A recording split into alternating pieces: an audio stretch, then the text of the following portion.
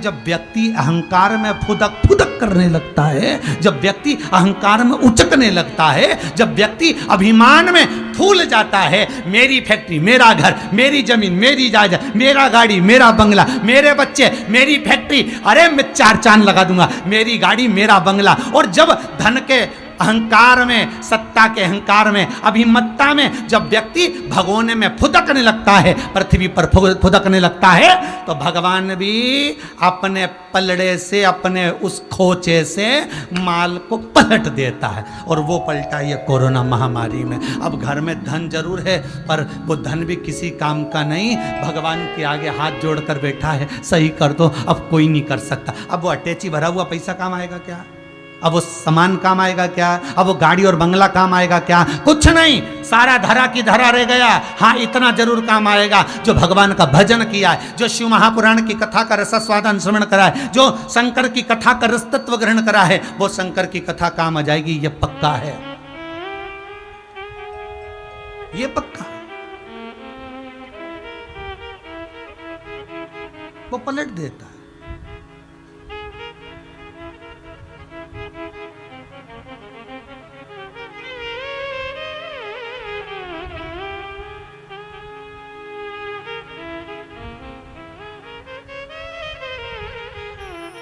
मनुष्य को सीधा करने का तरीका भगवान को बहुत सारे हैं।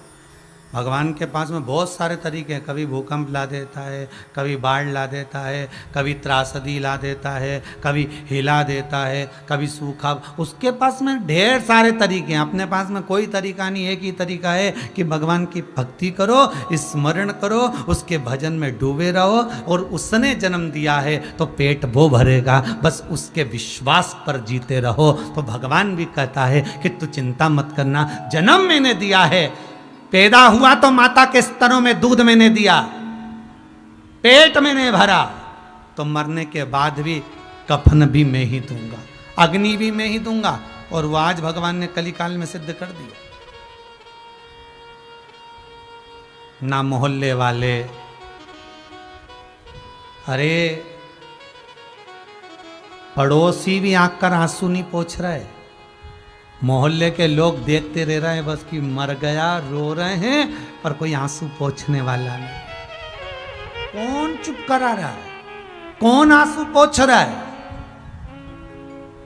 विपदा की घड़ी में पलंग के सिराने पर आकर कौन खड़ा है?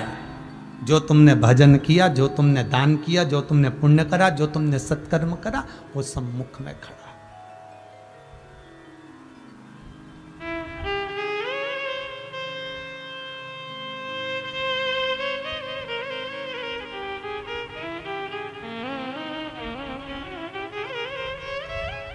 आज हमारे सुपुत्र राघव जी कह रहे थे, पापा एक वो भजन है ना अपना, भजन करो भरी जवानी में, बुढ़ापा किसने देखा है।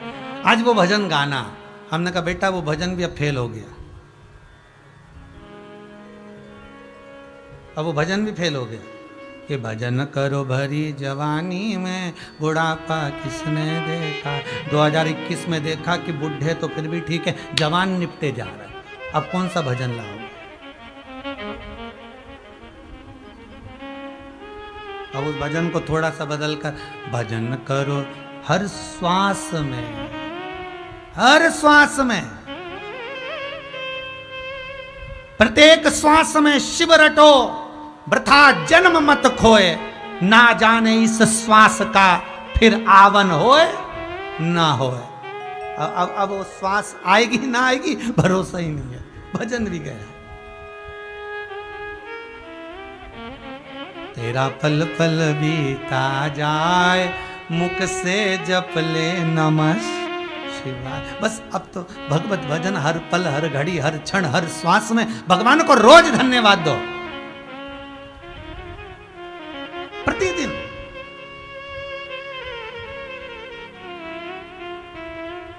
आज हम भगवती महाराज को कह रहे थे, भगवती महाराज अब लोगों को एक काम करना चाहिए कि जिनसे दुश्मनी है उनको भी जय श्री कृष्णा करना चाहिए। आज हम भगवती महाराज को कि जिनसे दुश्मनी है, जिनसे आप नहीं बोलते, नहीं चालते, नहीं बात होती आपकी, उसको भी राम राम कहो, उसको भी जय श्री कृष्णा करो, उसको भी श्री शिवाय नमस्तुभ्यम बोलो, उसको भी हर हर महादेव बोलो, उसको भी जय बाबा की बोलो।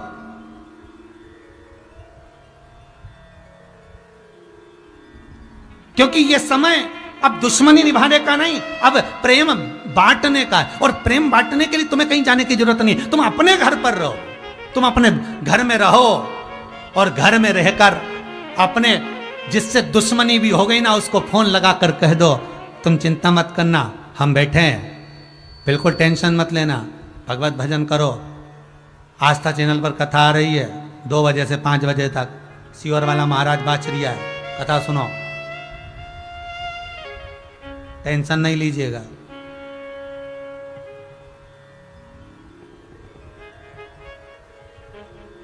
बाद में ओम शांति लिखने से अच्छा है पहले ही भगवत भजन का स्मरण कर लो, उससे प्रेम की वाणी बोल लो। एक बार फोन लगा कर कह दो चिंता ना करना, उसका विल पावर मजबूत कर दो। अभी शंकर बैठा है, देव अधिदेव महादेव बैठा है, बैकुंठ के देवता हैं भगवान विष्णु, ब्रह्मलोक के देवता हैं भगवान ब्रह्मा, मृत्यु लोक का देव है अधिदेव महादेव, उसको पूछ लो। एक एक कंकर में शंकर है, कंकर में भी शंकर है। प्रतापगढ़ की कथा में कहा था, मान लो बीमारी हो भी गई और दवाई भी खा रहे हो तो पहले शंकर जी को दिखा देना, भोलेनाथ आपका प्रसाद पाकर इसको अमृत बना देना। शिव जी को दिखाकर उस दवाई को खाना तो वो अमृत भी हो जाएगा। हमारे यहाँ एक नियम है, सत्यनारायण भगवान के लिए आटा सेक कर पंजेरी बनाते हैं, पंचामृत बनाते हैं। आप प्रैक्टिकल करके देखना है, छोटा सा, कहीं सीवर वाला महाराज झूठ तो नहीं कर रहा, थोड़ा सा प्रैक्टिकल करना। जैसे सत्यनारायण जी की पंजेरी बनाते हो, पंचामृत बनाते हो, दूध दही शहद घी मिलाकर, तो 1 कटोरा पंचामृत पंजेरी सीरा सत्यनारायण जी के सामने रख दो और 1 कटोरी बना के फ्रिज के ऊपर रख दो, वो पंचामृत वो पंजेरी, और दोनों को खाकर देखना। सत्यनारायण भगवान की कथा के बाद सत्यनारायण भगवान का प्रसाद पंचामृत खाकर देखना, और सत्यनारायण भगवान की कथा होने के बाद जो फ्रिज पर रख के आए थे उसको खाकर देखना। दोनों में स्वाद किस में आएगा? बोलो रे जितने टीवी के सामने बैठे हो, जितने आस्था चैनल पर कथा सुन रहे हो, सब बोलो हृदय से कि जो फ्रिज में रखा है, जो फ्रिज के ऊपर रखा है, उसमें स्वाद आएगा क्या? नहीं। स्वाद काय में आएगा? जो भगवान सत्यनारायण को भोग लगाया पंजेरी का, पंचामृत का, जो भगवान के सामने भोग लगाया, उसका स्वाद आएगा। और तुम बाकी का तुम कहीं पे भी रख दो, उसमें स्वाद नहीं आएगा। उसी तरह अगर दवाई भी तुम ले रहे हो, बीमारी लग गई, वायरस लग गया, तकलीफ ज्यादा हो रही है, ऑक्सीजन नहीं मिल रही, वेंटिलेटर नहीं मिल रहा, तो जो दवाई डॉक्टर दे रहा है उसको एक बार शंकर को समर्पित कर कर उस शंकर से कह दो तेरे पर विश्वास रखकर तेरी औषधि मेरे स्वामी को दे रही हूँ, मेरे अपनों को दे रही हूँ, कृपा करना अब इस औषधि को अमृत बना देना। हे भोलेनाथ, अब ये औषधि को तुम्हें से जब मीरा विष का प्याला गिरधर गोपाल को दे देती है और वो विष अमृत बन जाता है, तो क्या वो दवाई अमृत नहीं बन सकती? बस विश्वास रखकर दोगे तो अमृत बन जाएगी। विश्वास रखकर।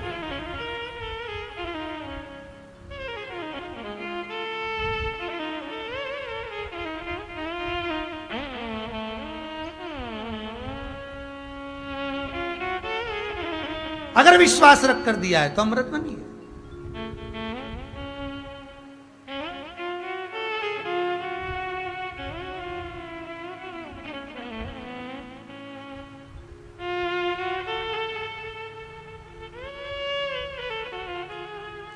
बड़े बड़े कोविड सेंटर बने, बहुत बड़ा कोविड सेंटर इंदौर में बनाया गया, सूचना मिली बहुत बड़ा कोविड सेंटर बना हुआ है और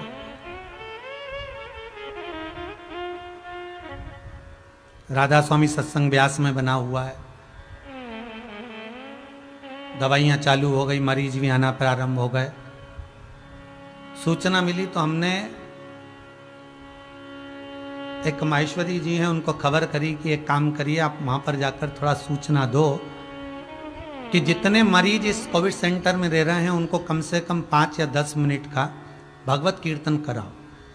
कुछ नहीं, जितने लोग पलंग पर पड़े हैं उनको भगवत कीर्तन कराओ। जितना कोई व्यक्ति बन जाए तो ठीक, कोई पड़ा है तो ठीक, भगवत नाम तो जब्बा।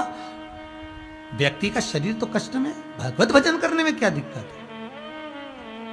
आज भगवान की ऐसी कृपा हुई कि उस कोविड सेंटर में भगवत नाम का जाप भी चालू हुआ और धीरे धीरे जाप चालू होते होते जितने कोविड सेंटर हैं उसमें 15 से 20 मिनट का कीर्तन भजन लोग जपवा रहे हैं और लोग उस कीर्तन के बल पर मरीज धीरे धीरे ठीक होते चले। ये भगवत भजन का बल है।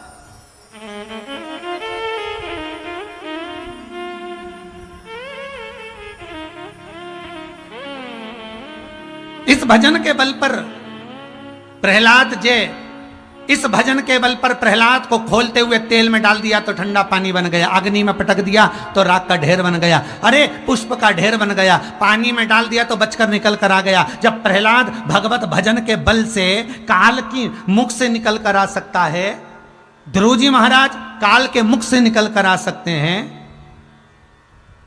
मीरा काल के मुख से निकल कर आ सकती हैं, तो फिर संसार का मनुष्य क्यों नहीं है। जपो हे मंत्र महा मंगलकारी। अब तो बोलो रे, आस्था पे बैठे हो, सामने सोफे पर, पलंग पर, कुर्सी पर बैठे हुए हो, आसन लगा के जमीन पर बैठे हो, जल्दी बोलो हे मंत्र महा मंगलकारी। अच्छा, आप लोग सोचते हो कि महाराज आपको कैसे मालूम कि हम कुर्सी पे बैठे, सोफे पे बैठे। अरे भाई, भाव का है कथा। यहाँ पंडाल में कोई नहीं तो कम से कम ऐसा भाव तो होना चाहिए कि आप जहां बैठकर सुन रहे हो हमारे सम्मुख में तो हो ना, ऐसा लगना चाहिए कि आप सामने हो। जनक जी से सुखदेव जी महाराज ने देवी भागवत का ये प्रसंग कहता है कि सुखदेव जी जनक जी से कहते हैं कि मैं गृहस्थाश्रम में तो पड़ जाऊंगा, मना नहीं है, पर निवेदन केवल इतना है कि मेरी जो धर्म पत्नी बने वो भी शंकर की आराधना करने वाली हो, बस इतना चाहिए। एक बात पहले भी कही, आज फिर कहते हैं, लड़का अधिक पढ़ा लिखा है तो लड़की भी पढ़ी लिखी होना चाहिए, लड़की अधिक पढ़ी लिखी है तो लड़का भी अधिक पढ़ा लिखा होना चाहिए। लड़की सुंदर है, लड़का भी सुंदर होना चाहिए। लड़की ज्ञानवान है, लड़का भी ज्ञानवान होना चाहिए। लड़की अगर विद्वान है तो लड़का भी विद्वान होना चाहिए।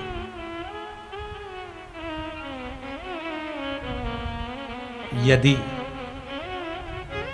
इससे विपरीत आपने जोड़ी ढूंढ ली ना तो वो जोड़ी स्वस्थ नहीं रहेगी, वो जोड़ी अच्छी नहीं रहेगी।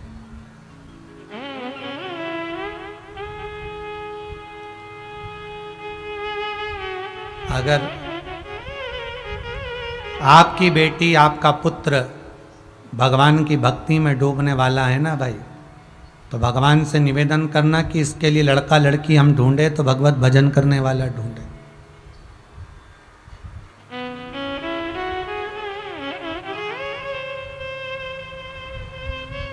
भगवत भजन करने वाले। एक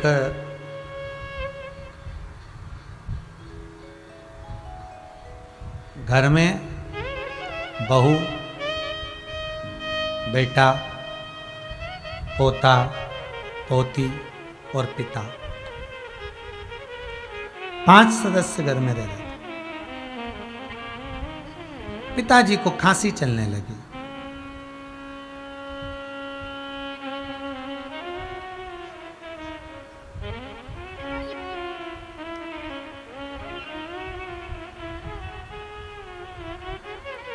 बहू ने अपने पति से कहा, सुनो,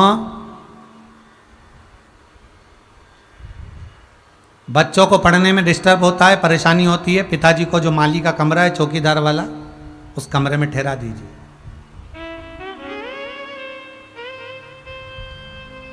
ठीक है।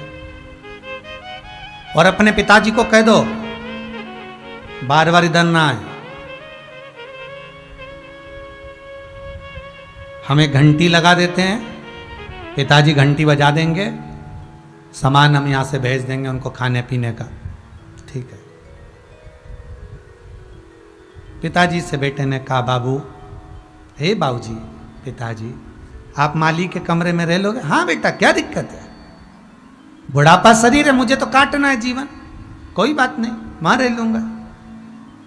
बेटे ने पांव पकड़कर अपने पिताजी से कहा, आपके चरण पकड़ता हूं, आप घर में प्रवेश मत करना, आपके कारण विवाद होता है, ठीक है, पर मुझे खाने पीने की, ये घंटी बजाना, तुम्हारी बहू सामान भेज देगी, वो तुम्हारे लिए खाने पीने का सामान लेकर आएगी, ठीक है। पिताजी घंटी बजा देते, बहू नौकर के हाथ सामान भेज देती। 2 महीने 3 महीने निकले, यही काम चलता रहा। एक दिन पिताजी ने घंटी बजाई, बजी नहीं, बहू सामान लेकर नहीं गई। बेटे ने कसम दी थी, बाबूजी मेरी कसम है, आप घर में प्रवेश मत करना। पिता के पास पीने का पानी नहीं था, घंटी बजा बजा कर रह गया, घंटी नहीं बजी। सुबह से शाम हो गई, ऑफिस में छुट्टी भी लेट हुई आज पति की। शाम को पति आ गया, पूछा अपनी पत्नी से, पिताजी को कुछ दिया कि नहीं दिया?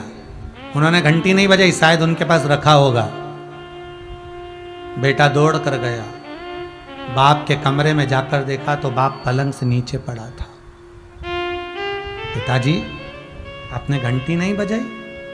बाप को तो होश ही नहीं था। हिलाया, पानी का छींटा दिया, बाप उठ के बैठा, आपने घंटी नहीं बजाई? पिता कहते हैं, बेटा मैंने घंटी बजाई थी, पर मुझे लगता है कि घंटी के तार को ऊंदरा ने, चूहे ने कतर दिया है, इसलिए घंटी नहीं बज रही। बेटे ने घंटी बजाकर देखी, घंटी नहीं बजी। पिता को बेटा पानी पिलाता, उससे पहले बाप के प्राण छूट गए। अंतिम संस्कार किया। 10वें के पहले घर में सफाई होने लगी। 10वें दिन के पहले सफाई हो। घर में पोता पोती थे, बेटा और बेटी, छोटे छोटे से, एक 4 साल का, 5 साल का, एक छोटी सी 3 साल की। माँ काम कर रही थी, बच्चे घंटी को उठाकर जेब में रख रहे थे। बहन घंटी के तार को घड़ी बनाकर भाई की जेब में रख रही थी। माँ ने पूछा, क्या कर रहे हो, क्या कर रहे हो ये? दोनों बच्चे बोले, माँ घंटी के तार को और घंटी को घड़ी बनाकर जेब में रख रहे हैं। क्यों? माँ ने पूछा तो बच्चे कहते हैं, माँ जैसे आपने दादाजी के कमरे में घंटी लगाई थी, आपकी बहू आपके कमरे में लगाएगी, उसकी तैयारी कर कर रखी जा रही है, उसकी तैयारी करेंगे। हम जैसा करेंगे वैसा हमें भोगना है।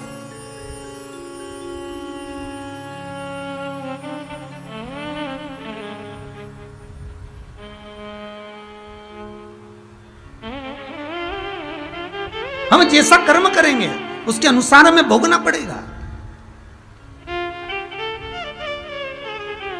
कर्म के अनुसार भोगना है। सुखदेव जी महाराज ने राजा जनक जी से कहा कि मेरी पत्नी मिले मुझे, धर्म पत्नी मिले तो ऐसी मिलना चाहिए जो शंकर की आराधना करे, शिव की उपासक हो, शंकर की आराधना करने वाली हो।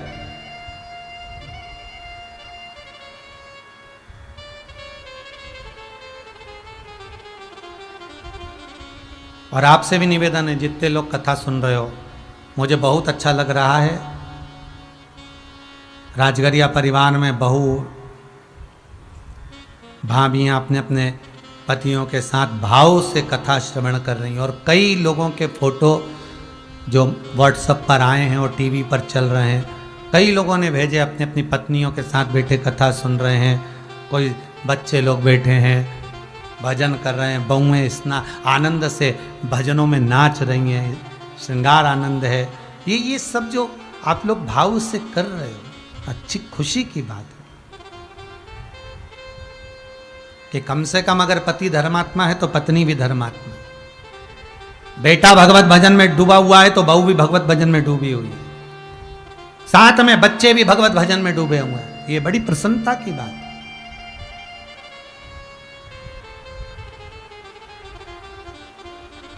और दुनिया के लोग कहते हैं धर्म की जय हो, अधर्म का नाश हो, प्राणियों में सद्भावना हो, विश्व का कल्याण हो। ये आस्था चैनल के माध्यम से आप जो कथा देख रहे हो, सुन रहे हो, इस आस्था चैनल के माध्यम से जो आप कथा को श्रवण कर रहे हो, इस आस्था चैनल के माध्यम से जो आप कथा का रसास्वादन कर रहे हो, टीवी चैनल पर आप पूरे जगह जगह के लोगों का जो फोटो देख रहे हो, ये दिखता है कि धर्म की जय हो। ये आस्था चैनल दिखा रहा है कि धर्म इसको कहते हैं। धर्म आज भी जागृत है और ये मानव हिंदू धर्म को दुनिया नष्ट नहीं कर सकती। ये इससे जागृतता दिखती है, ये इससे नजर आता है। ये धर्म की जागरूकता नजर आती है।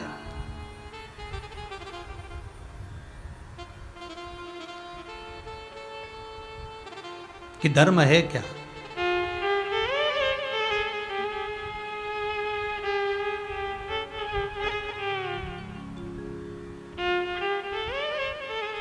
महाराज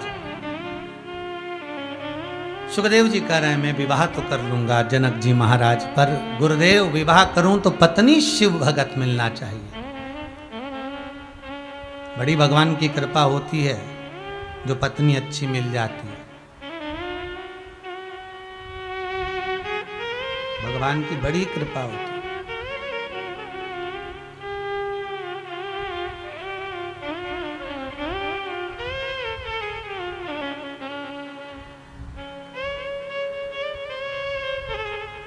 महाराज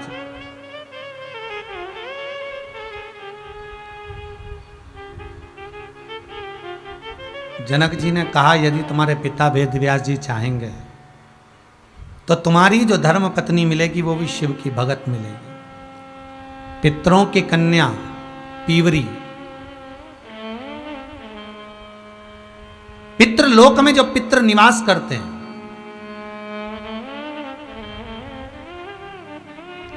पितरों के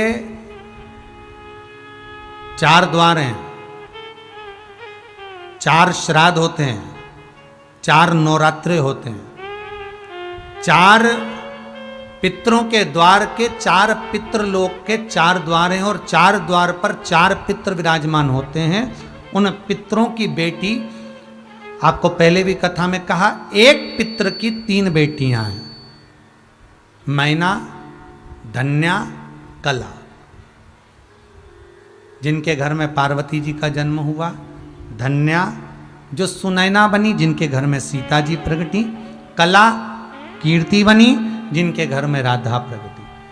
एक पितृ की बेटी है पीवरी, जो सुखदेव जी महाराज के साथ में भी है। देखिएगा जरा, पितरों की बेटियां कितने अच्छे अच्छे घर में ब्याही, वो देखिएगा। एक पितृ की बेटियां ब्याही, मैना हिमालय राज से, धन्या सुनैना बनी जो ब्याही स्वयं राजा जनक के यहाँ। कला कीर्ति बनी जो वृषभानु जी के साथ में भी है। और एक पिता की पुत्री पीवरी जो श्री सुखदेव जी महाराज के साथ में भी है। और सुखदेव जी महाराज के साथ में पीवरी का विवाह तो हो गया। विवाह होने के बाद सुखदेव जी महाराज फिर वन की ओर जाने लगे तो वेद व्यास जी ने रोका, रुको जरा रुको, अपनी धर्म पत्नी आ गई तुम्हारी पत्नी, पर पहला फर्ज है गृहस्थाश्रम में रहना, परिवार में रहना और इस परिवार को आगे बढ़ाना। सुखदेव जी महाराज के घर में 4 पुत्र हुए, कृष्ण, गौरप्रभ, भूरी और देवश्रुत। सुखदेव जी महाराज के घर में एक बेटी हुई जिसका नाम था कीर्ति, जो अणु नाम के राजा के साथ में भी आई थी। कीर्ति के घर में एक बेटा हुआ जिसका नाम था ब्रह्मदत्त। अब देखिएगा जरा, सुखदेव जी महाराज के घर में 4 बेटे हुए, एक बेटी हुई। कितना सुंदर संवाद देवी भागवत में लिखा है कि ये 4 बेटे और एक बेटी शिव की उपासना में इतने डूबे रहते थे, इतने डूबे रहते थे कि जब ये ब्रह्मदत्त भांजा मामा के घर में जाता था तब मामा और भांजे दोनों गौरप्रभ और ब्रह्मदत्त मिलकर एक शिवलिंग का निर्माण करते थे। और शिवलिंग का निर्माण जब करते इतनी आराधना में डूब जाते थे, इतनी आराधना में डूब जाते थे कि शंकर के शिवलिंग का अभिषेक करना भूल जाते थे। तो स्वयं गंगा ब्रह्मदत्त और गौरप्रभ के सामने आकर शंकर के शिवलिंग पर बूंद बूंद पानी गिराने लगती थी। कहीं ये पार्थिव शिवलिंग, ये मट्टी का शिवलिंग सूखने के बाद तिड़क ना जाए, चटक ना जाए उस। कभी कभी आपने भी प्रयास करा होगा, जितने लोग आस्था टीवी पर कथा सुन रहे हैं, फेसबुक यूट्यूब पर सुन रहे हो, आपने भी कभी शिवलिंग का निर्माण करा होगा, मट्टी का शिवलिंग बनाया होगा। बहुत देर तक अगर शिवलिंग को रख दो, पूजन नहीं करो, पानी ना चढ़ाओ, दूध दही ना चढ़ाओ, तो शिवलिंग चटक जाता है, क्योंकि मिट्टी का है। कच्ची मिट्टी का शिवलिंग तो चटकेगा, बीच में से फट जाएगा, टूट जाएगा, खंडित हो जाएगा। पर कोई अगर आपसे प्रश्न करे, बहुत ध्यान दीजिएगा महाराज, कोई आपसे प्रश्न कर ले कि वो कौन था जो पार्थिव शिवलिंग का निर्माण करता था और शिवलिंग चटकता नहीं था, बिना पूजन के भी उस शिवलिंग पर जल चढ़ता रहता था, तो आप कह सकते हो एक सुखदेव जी महाराज के पुत्र और एक सुखदेव जी महाराज की पुत्री के पुत्र ब्रह्मदत्त और गौरप्रभ, ये दोनों मामा और भांजे शंकर के शिवलिंग का निर्माण करते थे। जब निर्माण करते थे, उस शिवलिंग के निर्माण में इतने डूब जाते थे, भगवान की भक्ति में इतने डूब जाते थे कि जल चढ़ाना भी सुध से निकल जाता था। तब स्वयं शंकर गंगा जी को भेजते थे कि जाओ, इन्होंने शिवलिंग का निर्माण कर दिया है, तो जल की धार तुम लगाओ। और गंगा जल की धार छोड़ने के लिए आती, गंगा जल की धार छोड़।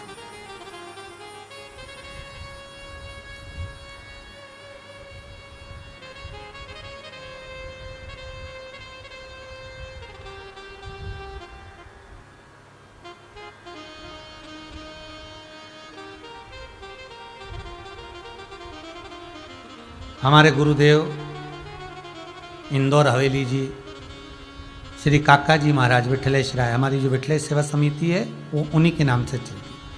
श्री विठलेश राय काका जी महाराज हमेशा कहते थे, गोलोकवासी परम पूज्य श्री काका जी महाराज एक शब्द कहते थे,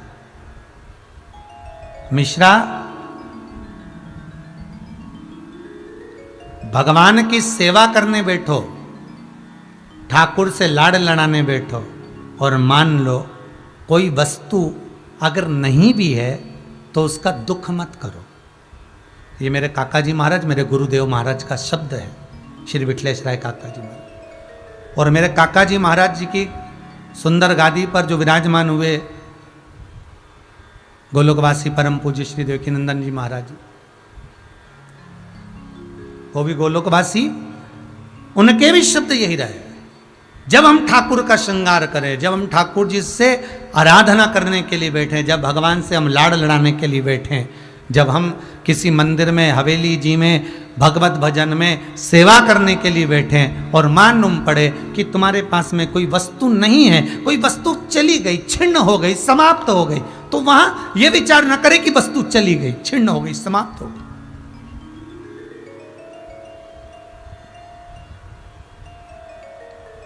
ये विचार करें कि वो वस्तु हमारे पास में है।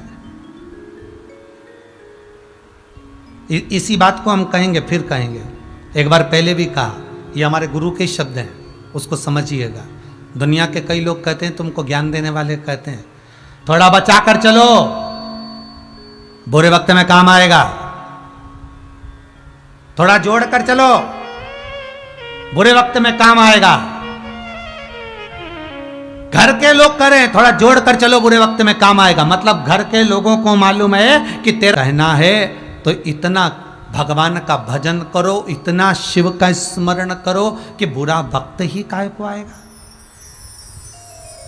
आप अच्छा कर्म करते चलो, भगवत स्मरण करते चलो, नाम जाप करते चलो, भगवत स्मरण करते चलो, तो बुरा वक्त, ये थोड़ा जोड़ के चलो, बुरे वक्त में काम आएगा, थोड़ा बचा कर चलो, बुरे वक्त में काम आएगा। अब दुनिया के लोगों ने तो बहुत जोड़ भी लिया, तो ये बुरे वक्त में कौन सा काम आ गया? अटैची भरा भराया माल धरा की धरा रह गया, घर में पड़ा हुआ गाड़ी और बंगला धरा की धरा रह गया, और अच्छे अच्छे पैसे वाले भी, यहां तक कि विधायक तक भी, मंत्री तक भी, उनके पास में कौन सी कमी होगी? धन और दौलत की, सत्ता और पैसे की, गाड़ी और बंगले की। थोड़ा जोड़ कर चलो, बुरे वक्त में काम आएगा, बुरे वक्त में काम आएगा। अरे ये विचार कर कर चलो, भगवान का इतना भजन करते हुए चलो, शंकर का इतना अनुमोदन करते हुए चलो, शिव नाम का इतना स्मरण करते हुए चलो, शिव महापुराण का इतना भजन करते हुए चलो कि बुरा वक्त ही काहे को आए। ये विचार करिए कि हमारा बुरा वक्त काहे को आएगा। हमने शिव महापुराण की कथा सुनी है, हमने शंकर का भजन करा है, श्री शिवाय नमस्तुभ्यम का अखंड जाप करा है।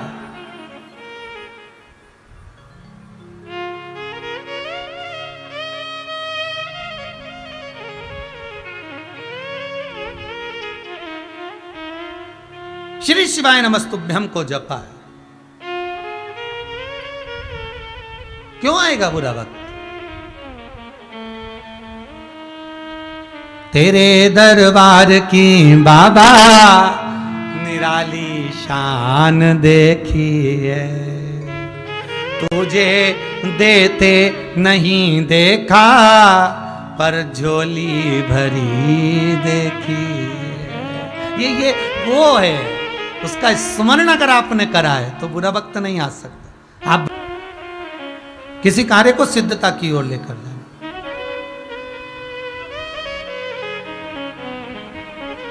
गौर प्रभु और ब्रह्मदत्त शिव आराधना में डूबे। शिवलिंग का निर्माण करना, पूजन करना, अर्चना करना, आराधना करना और उस आराधना में डूबे रहना, ये गौर प्रभु और ब्रह्मदत्त, मामा और भांजे। बहुत ध्यान।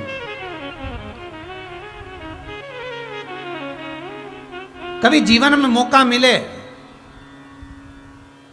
पूरा परिवार जब एकत्रित हो, और अभी तो लॉकडाउन के अंतर्गत घर घर में पूरा परिवार है, कभी मौका मिले और पूरा परिवार जब एकत्रित हो तो मन में विचार कर लेना कि आज मन कर रहा है कि मैं मिट्टी का शिवलिंग का निर्माण करते हैं और उसको एक एक लोटा पानी सारे घर के सदस्य मिलकर चढ़ाते हैं। कभी मन कर जाए तुम्हारा, बैसाख का महीना चल रहा है, कभी तुम्हारा मन कर जाए, तुम्हारे घर में छोटा सा शिवलिंग हो, चाहे पारद का हो, स्फटिक का हो, मिट्टी का हो, जो भी तुम्हारे घर में, पत्थर का हो, नर्मदेश्वर हो, मार्बल का हो, पीतल का हो, जो तुम्हारे घर में हो, कभी तुम्हारा मन कर जाए कि बैसाख का महीना चल रहा है, बैसाख के महीने में शंकर भगवान को जल के पात्र में जल भरकर गंगा, नर्मदा, सरयू, छिपरा, तुम्हारा मन कर जाए एक तसले में, एक पात्र में शंकर को रखकर सारी नदियों का स्मरण कर कर एक एक लोटा पानी बैसाख के महीने में शंकर को समर्पित कर कर देखिए, आपके मन की अभिलाषा के लिए।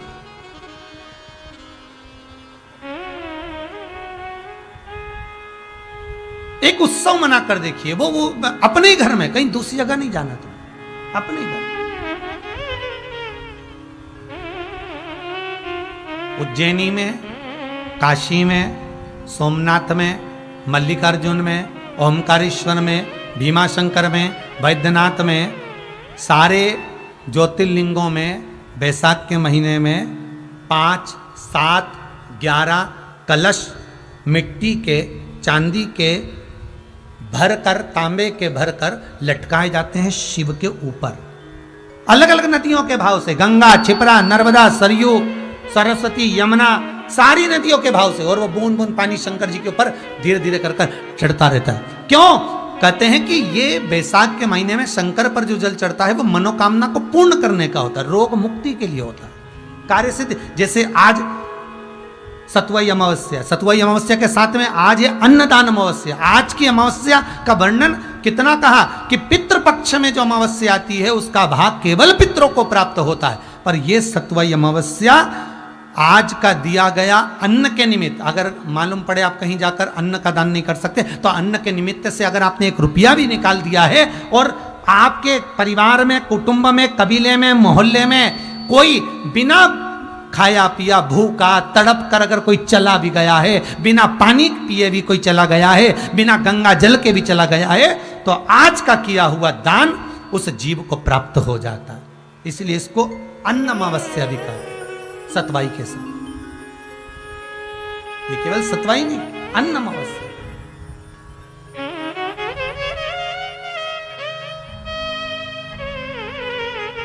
उसका भाव होता है। कभी मन करे तुम्हारा प्रयास करना, अपने घर में एक बर्तन ले लेना, बड़ा सारा तवेला तसला, उसको रख लिया, उसमें शंकर जी रख लिया, नहीं हो तो अपने कहीं से मिट्टी ले लो, बाहर तुम्हारे बगीचा होगा, उसमें से छोटा सा शिवलिंग बना लो। आज पूरे घर के लोग एक एक लोटा पानी चढ़ाएंगे, आज एक एक लोटा पानी सब चढ़ाओ, चढ़ाओ। बैसाख का महीना है, भगवान शंकर को शीतलता प्रदान करे। कभी मन आ जाए तुम्हारा, कथा सुनते सुनते तुमने चंदन घिस लिया, और चंदन घिसने के बाद आज मन कर गया कि कल या शाम तक कथा सुनने के बाद सब शंकर भगवान को चंदन का लेपन करेंगे। पूरे घर के लोग एक एक उंगली चंदन, थोड़ा थोड़ा चंदन सब लगा। कथा सुनते सुनते तुम्हारा मन कर जाए, आज एक एक चावल का दाना सब इकट्ठा कर लो, 7 लोग हैं, 7 चावल के दाने इकट्ठे कर लो, आज शंकर जी को कथा सुनने के बाद चावल का दाना चढ़ाएंगे। वैशाख का महीना है, शिव का अनुमोदन करने में। गौरप्रभ और ब्रह्मदत्त की कथा कहती है कि शंकर को यह जरूरी नहीं कि बहुत सारी वस्तुएं ही देना पड़ेगी। शिव महापुराण की कथा कहती है जो भाव से समर्पित कर दिया भगवान शंकर उसको स्वीकार कर लेता है, भगवान शिव उसको ग्रहण कर लेता है। और भाव से नहीं दिया जाए, दिखावे से दिया जाए तो शिव नहीं लेता। कथा आती है देवऋषि नारद कामदेव पर विजय प्राप्त कर लेते हैं।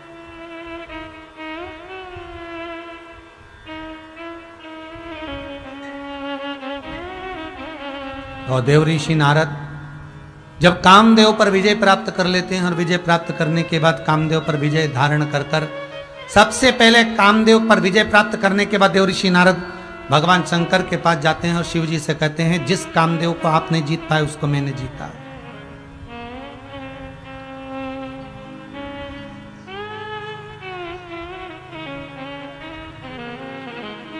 जिसको आपने नहीं जीता उसको मैंने जीता।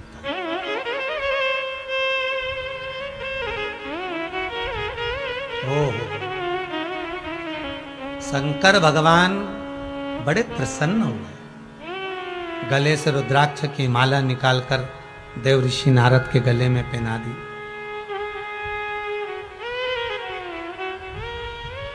नारद जी बैठो, सिंहासन लगाया आपके लिए, ये पत्थर है ना, अब शंकर जिस पे बैठते थे उसी पे नारद को बिठाया कि हम पत्थर पे बैठे थे तुम भी बैठो। नारद जी बोले मेरे पास इतना समय नहीं कि मैं बैठूं। शंकर जी ने कहा अच्छा कहाँ जा रहे हो? बस आता हूं। शिव जी ने कहा जो बात तुमने मुझसे कही ये भगवान विष्णु से मत कहना हो। कौन सी? कि शंकर जिस कामदेव को आप नहीं जीत पाए उस कामदेव को मैंने जीता। ये बात ना कहिएगा। पर देवऋषि नारद कहाँ माने, बाहर निकले, रुद्राक्ष की माला नीचे पटक दी।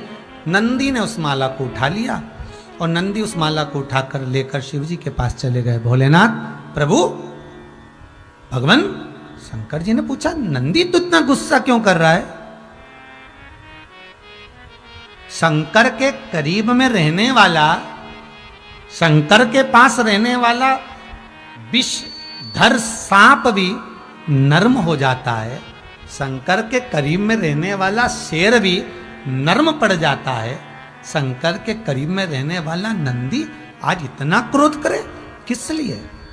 नंदी ने कहा वो देवऋषि नारद ने आपके गले की माला को जमीन पर फेंक दिया। भगवान शिव कहते हैं उसने माला को जमीन पर नहीं फेंका है, उसने अपने भाग्य को जमीन पर फेंका है।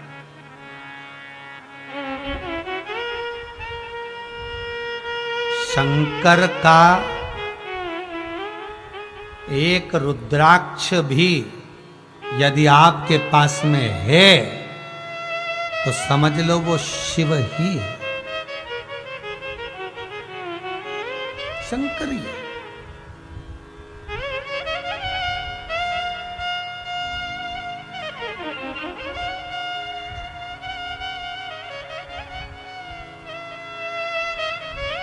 बड़ी कृपा करी गुरुदेव। एक रुद्राक्ष भी अगर शिव का आपके पास में है तो शंकर आपके नजदीक में है, शिव आपके करीब में है।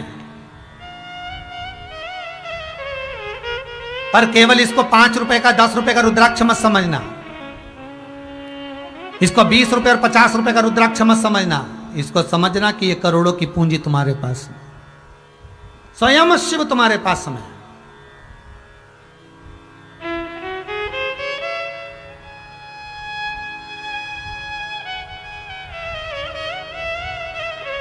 स्वयं शंकर तुम्हारे साथ में, क्यों घबराए? भाग्य फेंक दिया देवऋषि नारद ने। चिंता मत करो। नारद जी गए भगवान विष्णु के पास। भगवान विष्णु ने पूछा देवऋषि नारद कैसे आए? नारद जी ने कहा प्रभु बैठने का नहीं कहोगे? भगवान बोले बैठने का तुम बाद में कहेंगे, पहले ये सुनाओ कि आए क्यों। भगवान देवऋषि नारद ने कहा आपको नहीं मालूम, जिस कामदेव को भगवान शंकर नहीं जीत पाए उसको देवऋषि नारद ने जीता। बहुत बढ़िया, बहुत सुंदर। भगवान विष्णु की आंख में से आंसू बहने लगे। लक्ष्मी जी पास में खड़ी थी, उन्होंने पूछा प्रभु रो रहे हो? भगवान बोले नहीं, आज मेरे स्वामी का अपमान हो गया वाणी से। इस देवऋषि नारद ने शंकर की निंदा कर दी। तो लक्ष्मी जी ने पूछा निंदा कर दी तो क्या हुआ? भगवान विष्णु के मुख से निकल गया, लक्ष्मी जानती नहीं हो क्या? शंकर की निंदा करने वाला और शंकर की निंदा सुनने वाला दोनों महापापी होते हैं। शंकर की निंदा करने वाले को भी एक जन्म पशु का लेना पड़ता है और शंकर की निंदा सुनने वाले को भी एक जन्म पशु का लेना पड़ता है। इस देवऋषि नारद ने शंकर की निंदा करी तो इसको तो बंदर का मुंह लगेगा, पर मैंने शंकर की निंदा सुनी है इसलिए मुझे घोड़े का मुंह लगेगा। आप सभी ने रामचरितमानस सुनी होगी, कथा सुनी होगी रामायण में कि नारद जी को जब शीलनिधि राजा की कन्या का स्वयंवर था तो देवऋषि नारद सुंदर बनने के लिए भगवान से कहते हैं जिसमें मेरा हित हो ऐसा मेरा रूप बना दो। भगवान ने उसको बंदर का मुख दे दिया। क्यों बंदर का मुख लगा? क्यों? क्योंकि शंकर की निंदा करी थी इसलिए बंदर का मुख लगा। और हयग्रीव राक्षस को मारने के लिए भगवान का हयग्रीव अवतार, घोड़े का मुख लगा। क्यों लगा? घोड़े का मुख लगने का कारण केवल इतना था क्योंकि उन्होंने निंदा को सुना था। आपसे भी निवेदन है, जितने लोग टीवी चैनल के माध्यम से कथा सुन रहे हैं, किसी की भी निंदा करोगे चल जाएगा, पर शंकर की निंदा ना तो सुनना और शंकर की निंदा ना करना। शिव महापुराण की निंदा सुनना भी नहीं चाहिए और करना भी नहीं चाहिए। शंकर की निंदा सुनना भी नहीं, करना भी नहीं। शंकर के भगत की निंदा सुनना भी नहीं, करना भी नहीं। बन सके तो लोगों को ये जरूर कहना, प्रेरणा देना कि शिव महापुराण की कथा हो रही है, सुनो। फोन लगाकर कह देना जी जी कथा अच्छी आ रही है, श्रवण करा करो। 2 बजे से 5 बजे तक चल रही है। कोरोना महामारी को नष्ट करने के लिए, समाप्त करने के लिए, विश्व के कल्याण के लिए ये सुंदर राजगरिया परिवार अपने माता पिता की स्मृति में कथा करवा रहे हैं। राउरकेला उड़ीसा से बैठकर ये ऑनलाइन कथा चल रही। सुनो, इतनी प्रेरणा दुनिया के लोगों, पर निंदा नहीं करना। शंकर की ना तो निंदा करें ना शंकर की निंदा सुने। हमें सुनना भी नहीं और हमें करना भी नहीं।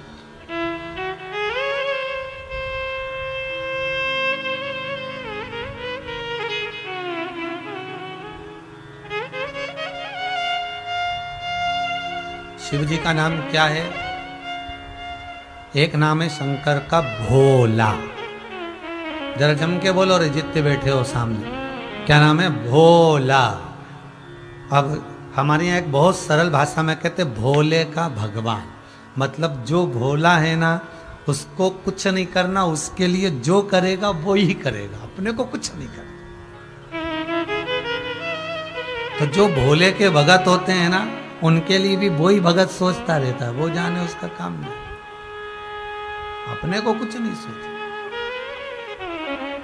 हम निंदा करे भी नहीं और सुने भी नहीं। देवऋषि नारद जाने लगे।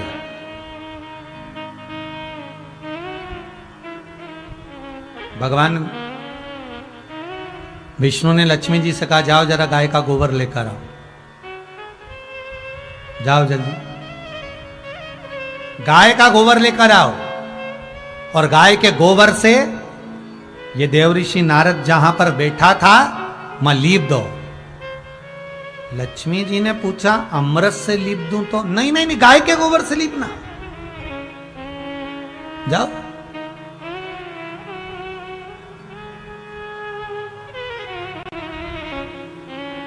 लक्ष्मी जी ने पूछा क्यों? भगवान कहने लगे ये जो निंदा करके गया है ना, निंदा का जो कीड़ा होता है ना बड़ा विचित्र होता है। दुनिया के लोगों को जितना कथा में रस नहीं आता ना, उतना निंदा सुनने में, चुगली सुनने में आता है। चाय पिला पिला के सुनते, और क्या बोल रही थी बोल जरा, और क्या बोली बोल तो जरा, और क्या बोल रही थी मेरे लिए ऐसा बोला, हाँ तुम्हारे लिए, और ऐसा सुने, चाय पिला पिला के सुने। निंदा का जो कीड़ा है ना बड़ा विचित्र है। इसलिए गोबर से इसको लीप दे, तू यहाँ साफ कर। क्योंकि गाय का गोबर हो, गौमूत्र हो, गाय का दूध हो, दूध से निर्मित दही हो, चाहे दही से निर्मित घृत हो, उसकी मूलता होती है।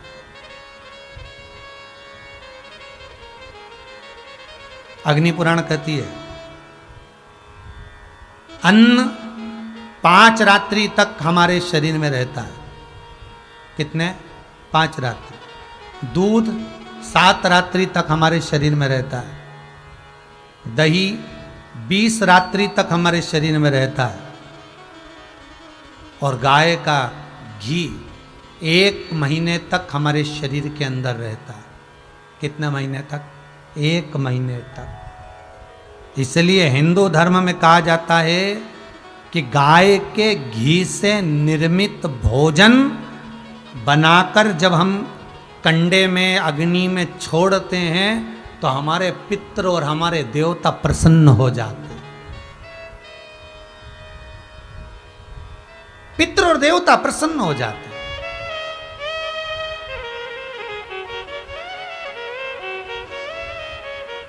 हैं। पिछली बार एक नियम लिया था आजीवन भोजन भंडारे का कि जो चले गए जीव या जिनकी शादी की सालगिरह है या जन्मदिन है या अपने जीत है जी, लोग अपनी तारीख लिखा के यहाँ, वो भले शुल्क 21,000 रुपये पर, वो जीवन पर्यंत आप रहे ना रहे, आपके बच्चे भूल भी गए, कर ना पाए, जन्मदिन मना ना पाए, पर वो तुम्हारा एक बार का जो तुमने 21,000 रुपये जो जमा कर दिया वो जीवन पर्यंत का जमा कर दिया। आजीवन पत्थर पर लिखा जाएगा कि ये कुबेरेश्वर धाम में इनका भोजन भंडारा इस तारीख का प्रति होगा ही होगा। और जितने लोगों ने जमा करा उनके पास में तारीख पर फोन भी आता है, तारीख पर फोन भी पहुंचता है कि आज आपका भोजन प्रसादी है, आप आओ तो ठीक, ना आओ तो ठीक, पर भोजन तो यहां होगा।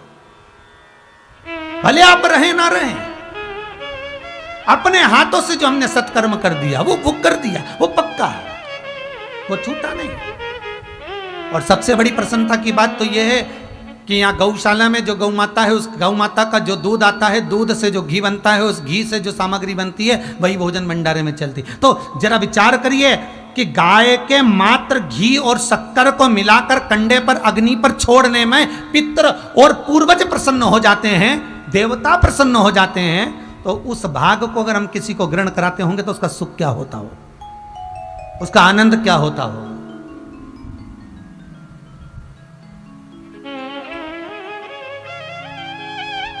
ये सुख, ये आनंद। तो यहां भगवान करें लीप दे, और लक्ष्मी जी ने लीप दिया। और देवऋषि नारद गए और उनको बंदर का मुख लगा।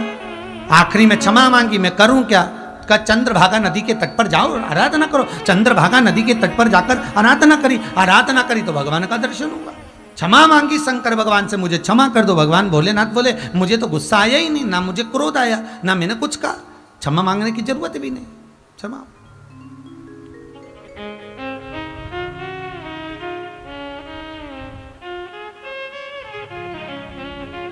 समय आया महाराज, सृष्टि की जब रचना हुई, जंघा से मनु और शत्रुपा हुए, उत्तानपात प्रियवत कन्या देवहूति प्रसूति आकुति। दक्ष प्रजापति के साथ में प्रसूति का मंगल विवाह, प्रसूति के गर्भ से कन्याओं का जन्म। दक्ष प्रजापति ने माँ जगदम्बा से आराधना करना और कहना मेरे घर में एक बेटी का और जन्म हो जाए। माँ स्वयं जगदम्बा उनके घर में दक्षायनी बनकर चली। आप जितने कदम चलकर भगवान की कथा तक या भगवान की भक्ति तक पहुँचते हो, उतने पाप आप जो पूर्व में कर कर आए हो, गर्ग संहिता कहती है, वो धीरे धीरे आपके चलने से भगवत भजन की ओर बढ़ने से कटते चले जाते हैं।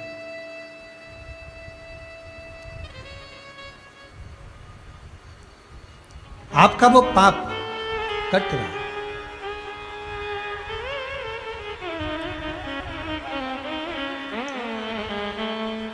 कोई बिलख रहा है, कोई बिलख रहा है, कोई कष्ट में है, बहुत बहुत दुखी है, और उसके दुख का निवारण अगर आपने कर दिया तो यही सत्कर्म। एक भजन किसी ने गाया है, बड़ा सुंदर है। कभी प्यासे को पानी पिलाया नहीं, बाधु अमृत पिलाने से क्या फायदा। अर्थात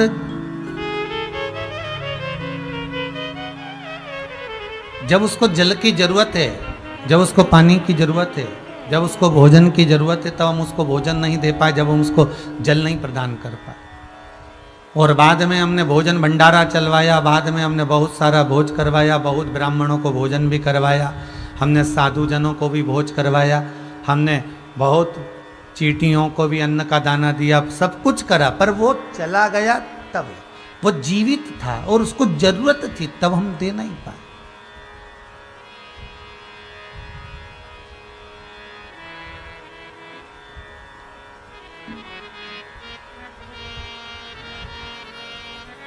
तब हम पहचान नहीं पाए और उसको हम अच्छा कुछ प्रदान कर नहीं पाए।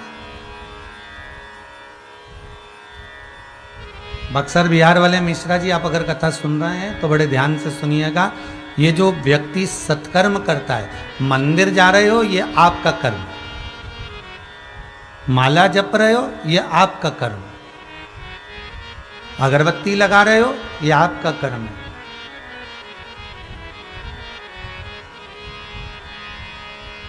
पर यदि आप किसी के आंख के आंसुओं को पोंछ रहे हो, किसी को औषधि दे रहे हो, किसी के लिए कुछ अच्छा कार्य कर रहे हो, ये सत्कर्म है। और ये सत्कर्म कब होता है? तो कहा जब घर में धन तो होता है, घर में पैसा तो रखा होता है, घर में पूंजी तो होती है, ऐसा धन जैसा आज राजगरिया परिवार अपने माता पिता की स्मृति में शिव महापुराण की कथा को ऑनलाइन करा रहा है, ऐसा धन तो सबके पास में होगा। पर राजगरिया परिवार अगर कुछ पुण्य का कार्य कर रहा है, सत्कर्म कर रहा है, शिव महापुराण की कथा को करवाकर, केवल कथा करवाना एक अलग लक्ष्य है। कथा करवाने को राजगरिया परिवार तो अपने राउरकेला में करवा सकते थे, उड़ीसा में करवा सकते थे, पर वो ऑनलाइन कथा कराकर आज ये कोरोना महामारी में जब दुनिया दुख में हर तरफ त्राही त्राही जहां मच रही है, लोगों के नयनों में जब अश्रु भरा हुआ है, ऐसे समय में इस कथा को करवाकर इस राजगरिया परिवार ने कई दुनिया के लोगों में, पूरे विश्व के लोगों में उनके चेहरे पर प्रसन्नता लाकर रख दी है। इसको कहते हैं कि नैनों के अश्रु को पोंछ देना, ये सत्कर्म करवाया गया। और ये सत्कर्म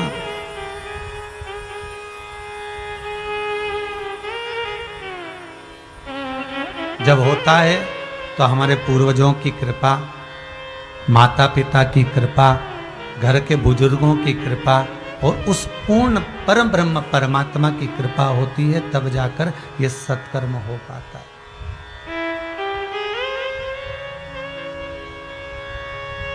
उसकी कृपा हो। तेरी कृपा बिना न हिले एक भी अणु, लेते हैं श्वास तेरी कृपा से तनु तनु।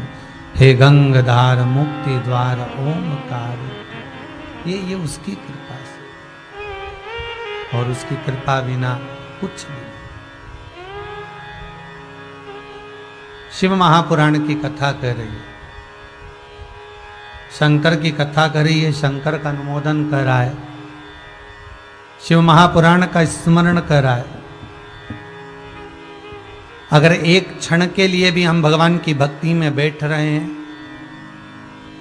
और जन कल्याण के लिए, जगत के हित के लिए बैठ रहे हैं, तो समझ लेना कि आप सत्कर्म की ओर अग्रणी हो। एक मेरे को खुशी की बात सबसे ज्यादा ये लगी इस कोरोना महामारी में कि जब चारों तरफ दुख समाहित हुआ, तानपुरा की आवाज कम करो, जब चारों तरफ दुख समाहित हुआ,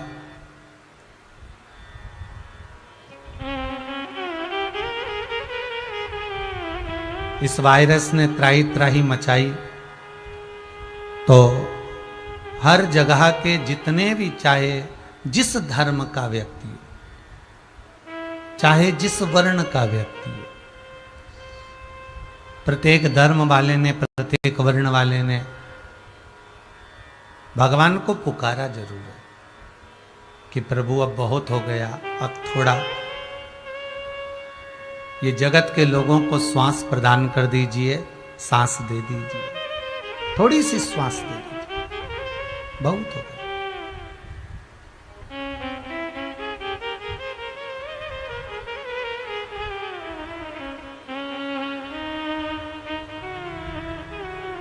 दुनिया के लोगों ने पुकारा जरूर है भगवान, और जब जग कल्याण के लिए, जगत हित के लिए, संपूर्ण विश्व कल्याण के लिए हमारे जब हाथ उठते हैं, संपूर्ण विश्व कल्याण के लिए जब हमारे दोनों हाथ परमात्मा के चरणों की ओर जाते हैं, तो समझ लो कि आप सत्कर्म कर रहे हो।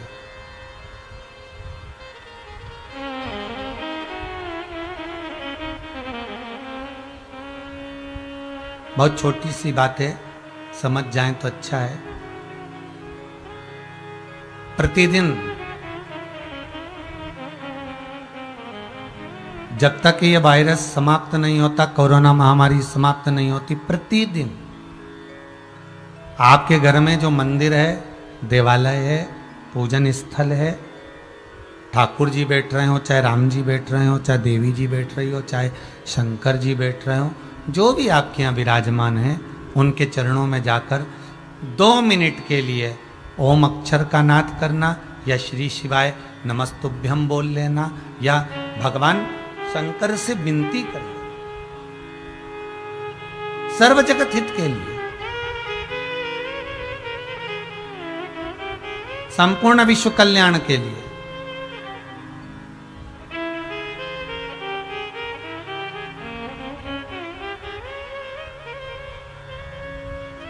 और संपूर्ण विश्व के कल्याण के लिए तो देवता भी अग्रणी रहते हैं महाराज। जिस समय पर माता सती अपने प्राणों को त्यागी और माता सती के शव को लेकर भगवान शंकर ने अपने कंधे पर लिया, और कंधे पर लेकर भगवान शंकर माता सती के शव को यहां वहां क्रोध में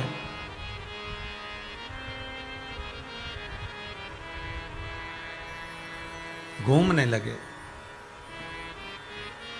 तब स्वयं भगवान विष्णु सम्मुख में आकर खड़े हो गए, और भगवान विष्णु ने देखा कि सती के शव को लेकर भगवान भूत अधिपति भूतनाथ भगवान शंकर, कैलाशी अविनाशी शिव क्रोध में लाल होकर जहां तहां भ्रमण कर रहे हैं। सुदर्शन चक्र को उठाकर, जो चक्र भगवान शंकर ने भगवान विष्णु को दिया था, वही चक्र से भगवान विष्णु स्वयं माता सती के शरीर के टुकड़े कर रहे,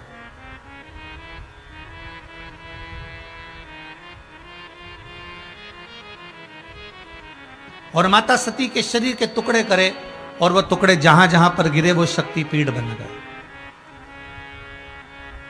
तो भगवान ब्रह्मदेव ने, भगवान ब्रह्मा ने भगवान विष्णु से जाकर, भगवान नारायण से जाकर एक प्रश्न किया। भगवान विष्णु से पूछा, प्रभु ये बताओ कि आपने ये गलत काम नहीं किया क्या कि माता सती के टुकड़े कर दिया आपने?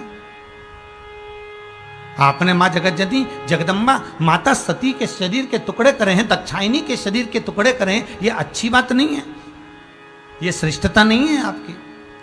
भगवान विष्णु कहते हैं अगर जग कल्याण के लिए, जगत हित के लिए, जग कल्याण के लिए मैंने यह सब किया, और जग कल्याण के लिए अगर थोड़ा सा दुख सहन करना भी पड़ जाए तो सहन करूं।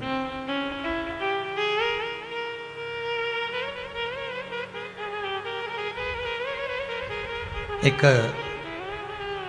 माँ अपने छोटे से बच्चे को जब लेकर जाती है ना, और जब वो उसको टीका लगता है, इंजेक्शन लगता है बाल्यावस्था में, छोटा सा बच्चा, और उस बच्चे को लेकर माँ जाती है और माँ कहती है इसको टीका लगा दीजिए, इसको इंजेक्शन लगा दीजिए, और क्रम वाइज उस बच्चे को इंजेक्शन लगते हैं। डॉक्टर खुद कहते हैं अब इतने महीने पर लेकर आना, इतने दिन बाद लेकर आना, और वो बच्चे को लेकर जाती है 15 दिन में, 20 दिन में, 12 दिन में, 8 दिन में, 10 दिन में, 14 दिन में, 3 दिन में, जैसे जैसे लेकर पहुंचती है। मां को मालूम है, माता को यह ज्ञात है, माता के मन में यह भाव है कि ये बच्चे को कष्ट होगा, दर्द होगा, दुख होगा, हो सकता है कि इसको रात्रि में नींद भी ना आए और ये उथल पुथल करता रहे, रात्रि में हो सकता है सो भी ना पाए, बुखार भी आ जाए। माता को ये सब मालूम है और माँ ये सब जानती है। उसके बाद भी माँ उस बच्चे को इंजेक्शन लगवाती है, माँ उस बच्चे को टीका लगवाती है। क्यों? क्योंकि माँ कहती है कि मैं अपना हित ना देखूं, इस बच्चे का हित देखूं, इस बच्चे का।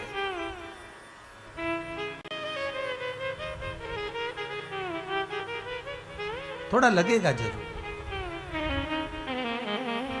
आज अगर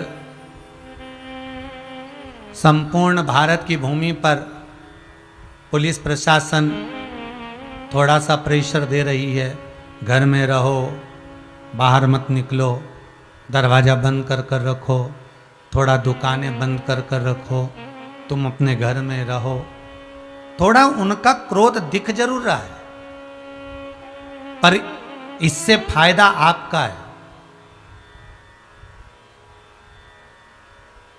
प्राण रहेंगे तो दुकान पर बैठ भी जाओगे, प्राण रहेंगे तो 4 फैक्ट्रियां भी लगा लोगे, शरीर रहेगा, प्राण रहेंगे तो परिवार में गाड़ी और बंगले का सुख भोग भी लोगे।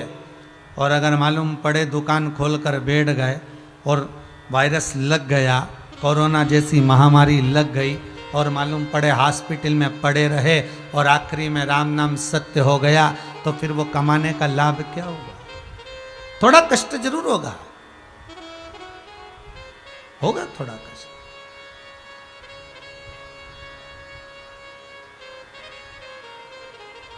पर जग कल्याण के लिए, जगत हित के लिए अगर थोड़ा दुख भी सहन करना पड़ जाए तो चले।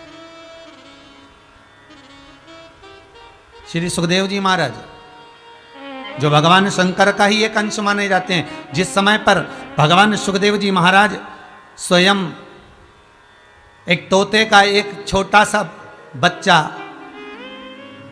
जिस समय पर भगवान अमर गुफा में शंकर भगवान माता पार्वती को अमर कथा श्रवण करा रहे हैं, और एक कौटर में एक तोती बैठी है, और कथा सुनाने के समय पर भगवान शंकर मां पार्वती से कहते हैं, पार्वती कथा मैं तुझे श्रवण करा रहा हूं, तो सुनने बैठी के है यहाँ पर एक बात मैं तुझसे कहना चाहूंगा कि ये त्रिशूल ले, और इस त्रिशूल को लेकर चारों तरफ घूमकर आ जा, जिस कथा को मैं तुझे श्रवण कराऊं वो कथा कोई दूसरा ना सुने। पार्वती त्रिशूल लेकर जाती है, चारों तरफ घूमकर आती है, सबको भगा कर आ जाती है, और पार्वती मैया कथा को सुनने के लिए बैठ जाती है। शंकर भगवान कथा कहना प्रारंभ कर देते, पार्वती कथा सुनना प्रारंभ कर देती। और पार्वती मैया जब कथा सुनना प्रारंभ करती हैं, भगवान शंकर 3 बार ताली का नाद करते हैं। भगवान भूत अधिपति भगवान शंकर 3 बार ताली का नाद करते हैं, और ताली का नाद करते से ही तोती का प्रसव हो जाता है, और तोती के गर्भ का अंडा कोटर में गिर जाता। शिवजी पार्वती मैया को अमर कथा सुनाते रहते हैं।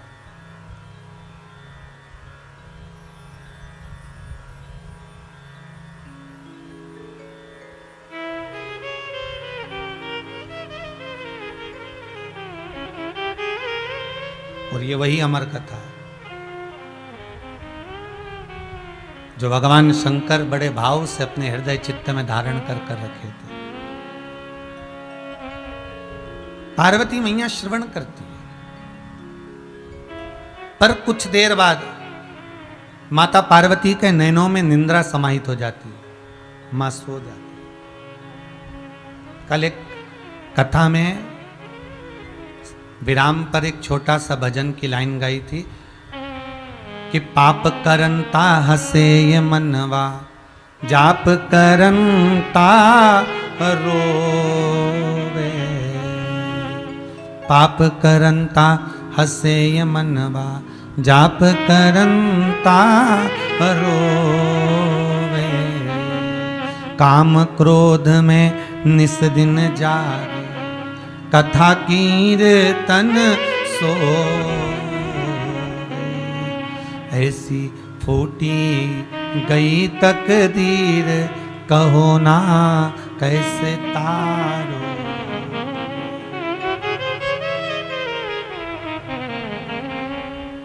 रात को 12-1 बजे तक अगर टीवी देखना है, फिल्म देखना है तो नींद नहीं आएगी।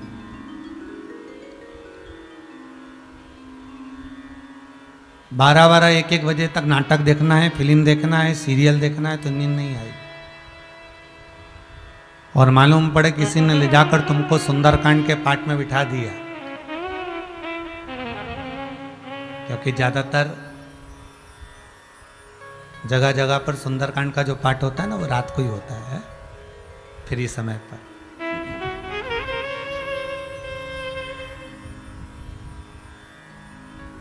और रात्रि को किसी ने आपको सुंदरकांड के पाठ में ले जाकर बिठा दिया, रात को किसी ने भजन में ले जाकर बिठा दिया। अरे वो भी जाने दो, हम तो कहेंगे वो एक व्रत आता है ना हरतालिका तीज का, जो रात्रि में होता है। महाराज वैसे तुम रात्रि को 2-2 बजे तक जागते रहोगे, नींद नहीं आएगी, पर जिस दिन तुम्हारा हरतालिका तीज का व्रत है,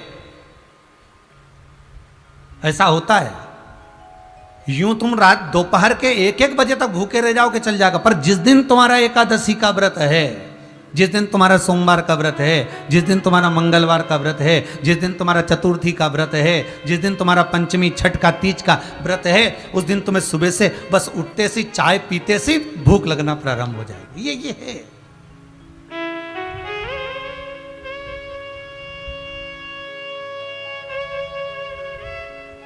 ऐसे आप रात को 12-12 बजे तक 1-1 बजे तक जगते रहो, पर हरतालिका तीज के दिन जैसे ही पूजन का दिन आता है, रात्रि जैसे जैसे शाम मर्द पहली पूजन हुई, दूसरी पूजन हुई, और मालूम पड़े नैनों में नींद समाहित होने लगती है। आप कहीं पर जाओ सत्संग में, भजन में, कीर्तन में, रात्रि के समय पर बैठे बस नींद आना प्रारंभ हो जाएगी। पर जहाँ वो कहे ना कि भाई ऐसा क्यों होता है, उसका कारण क्या है। लोग शादी में डीजे पर कितना नाचते हैं, नींद नहीं आती, और भजन में बैठते हैं और नींद आने लगती है, कथा में बैठे और नींद आने लगती है। उसका एक कारण ये भी हो सकता है क्योंकि नींद हमेशा अच्छी जगह पर ही आती है, नींद हमेशा मखमल के गादी तकिए पर ही आती है, नींद हमेशा डनलप के गद्दे पर ही आती है, नींद हमेशा सुकून की जगह पर ही आती है। और ये डीजे, ये डिस्को, ये नाटक, ये सीरियल, ये फिल्में, ये जितनी भी हैं, ये सेज सुख की नहीं है, ये मखमल के गादी तकिया नहीं है, ये कांटों की सेज है। इसलिए नाटक में, सीरियल में,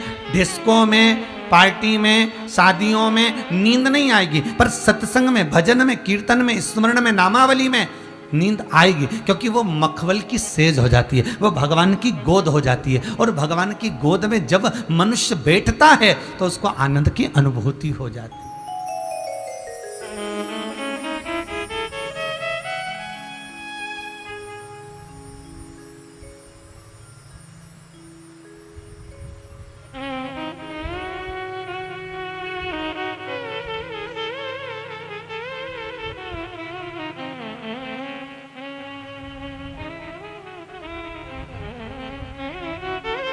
तुम भगवान की पूजा और आरती मशीनों के भरोसे पर छोड़ दी। अभी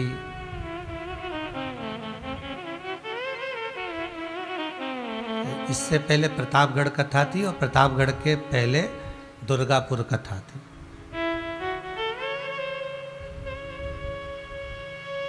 कैलाश जी अग्रवाल कथा को अग्रवाल परिवार कराया था। यूट्यूब पर भी वो कथा आई थी, लक्ष्मी नारायण मंदिर में हो रही थी। उसी मंदिर में हम भी ठहरे हुए थे। हमने देखा, केवल उसी मंदिर में नहीं, कई मंदिरों में देखा, आरती के समय पर लोग हाथ में घंटी और घड़ियाल लेना बंद कर दिए। एक मशीन आ गई, उज्जैन में मिलती है, हरिद्वार में भी मिलती है, और वो मशीन का खटका दबा दो और नगाड़ा बजना चालू हो जाता है, घंटे की नाद होना चालू हो जाती है, घंटी बजना चालू हो जाती है।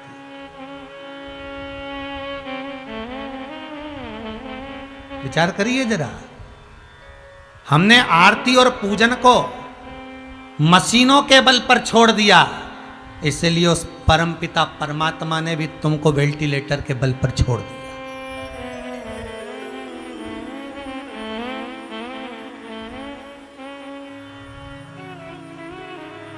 हम दुर्गापुर कथा करने गए तो हमने वहां भी देखा, वो बटन चालू कर देते महाराज जी और घंटियां बजना चालू हो जाती है और नगाड़े बजना चालू हो जाते हैं। अब पूजा और आरती भी अगर मशीनों के बल पर हो रही है और तुमने भगवान की आरती और पूजन को मशीनों के बल पर अगर छोड़ दिया है, तो भगवान ने भी तुम्हें मशीनों के बल पर छोड़ दिया।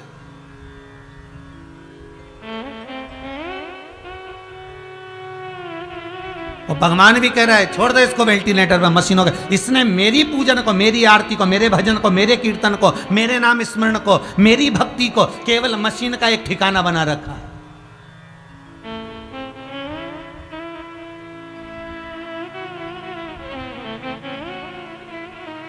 कोई कह रहा था भगवान हमारी सुनता क्यों नहीं। हमने हमारे एक कोई माता ने कहा हमारे पति चले गया इस कोरोना महामारी में, मैंने भगवान से इतनी विनती करी, इतनी पूजन करी, इतनी अर्चना करी, भगवान ने मेरी एक नहीं सुनी, भगवान ने मेरी जरा सी ना सुनी। हमने कहा माँ निवेदन है आपसे, पूरा लंबा समय निकाल कर देखिए पूजन में कितने समय से जुड़े हो आप, पूरा लंबा समय निकाल कर देखिए आप भगवान की भक्ति में कितना जुड़े हो आप।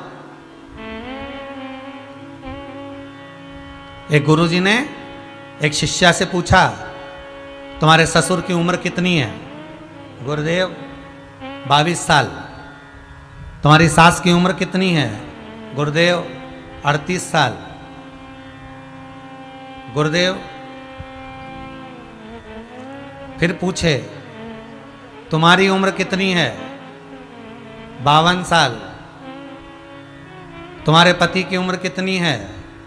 कल पैदा हुआ है। पत्नी कह रही। सास को गुस्सा आ गया जो सामने बैठी थी, उठकर खड़ी हो गई, महाराज ये मेरी बहू ने अपनी उम्र सही बताई, बाकी के सब झूठा बताया। ससुर 22 साल का है, मैं 38 साल की हूं, इसका पति कल पैदा हुआ तो शादी किसके साथ हुई इसकी? इसने केवल अपनी उम्र सही बताई, बाकी की सारी उम्र गलत बताई। गुरुजी हाथ जोड़कर बोले माँ आप बैठ जाओ, गुस्सा मत करो, मैंने आपकी बहू से आपकी उम्र पूछी है और वो उम्र नहीं जो तुम्हारी है, मैंने आपकी बहू से केवल वो उम्र पूछी है कि कौन कितने समय से भगवान की सेवा में लगा है। ससुर भले 80 साल का हो गया पर 22 साल से भगवान की पूजन कर रहा है। सास भले 70 साल की हो गई पर 38 साल से भगवान का भजन कर रही है। पति भले 60 साल का हो गया पर कल से भगवान की सेवा में लगा, इसलिए कल से ही पैदा हुआ। हमारी सही उम्र का अंदाजा हमें कहे कहां? 2 अगरबत्ती को लगा देना तुम पूजन समझते हो, अगरबत्ती को लगा देना पूजन समझते हो, भगवान के सामने दिया जला देना पूजन समझते हो, भगवान के मंदिर में जाकर 1 लोटा पानी चढ़ा देना पूजन समझते हो, भगवान के मंदिर में जाकर बेलपत्र चढ़ा देना, धतूरा चढ़ा देना पूजन समझते हो। ये पूजन नहीं है। भगवान के मंदिर में जाकर एक क्षण बैठकर उस परमात्मा से दिल की बात कह देना। भले तुम कुछ दिया लगाओ ना लगाओ, अगरबत्ती लगाओ ना लगाओ, तुम भगवान पर जल चढ़ाओ ना चढ़ाओ, बेलपत्री चढ़ाओ ना चढ़ाओ, पर मंदिर में जाकर, अर्थात मंदिर नहीं भी गए हो, अपने ही घर में रहकर अपने हृदय को साफ कर लेना, निर्मल कर लेना, और किसी के प्रति भेदभाव नहीं रखना, किसी के लिए अपशब्द नहीं कहना, किसी के लिए ताना नहीं देना, किसी के लिए गाली नहीं देना, किसी के लिए आड़ा टेढ़ा ना कहना। ये पूजन से बढ़कर भी पूजन है साहब। फिर तो तुम्हारी कथा और वो शिशुपाल की कथा में क्या अंतर है? वो शिशुपाल भगवान के सामने खड़ा है और भगवान कह रहे हैं दाऊ दादा ये मेरी बुआ का लड़का है, इसको समझा दो, ये गालियों पर गालियां दे रहा है, सहन नहीं करूंगा मैं, इसको कह दो आप ये मेरी बुआ का लड़का है। अब शिशुपाल बुआ का लड़का है, भगवान के सामने खड़ा है, भगवान के सम्मुख में खड़ा है, उसके बाद भी भगवान उसके प्राणों को हर लिए, उसकी गालियां पूर्ण होने पर। उसका कारण क्या था? जब बुआ का बेटा था तो भगवान को मारना नहीं था।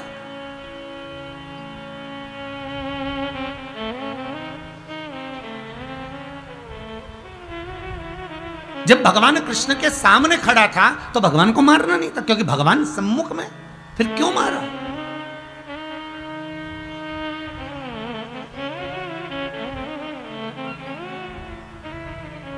क्यों मारा? किस लिए?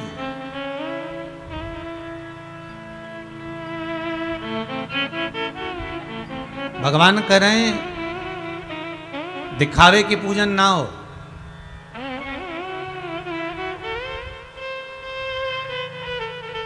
भोजन में झूठे किए हुए हाथ को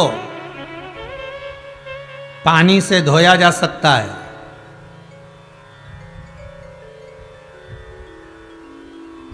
भोजन करते समय सब्जी में भिड़े हुए कपड़े को साबुन से धोया जा सकता है,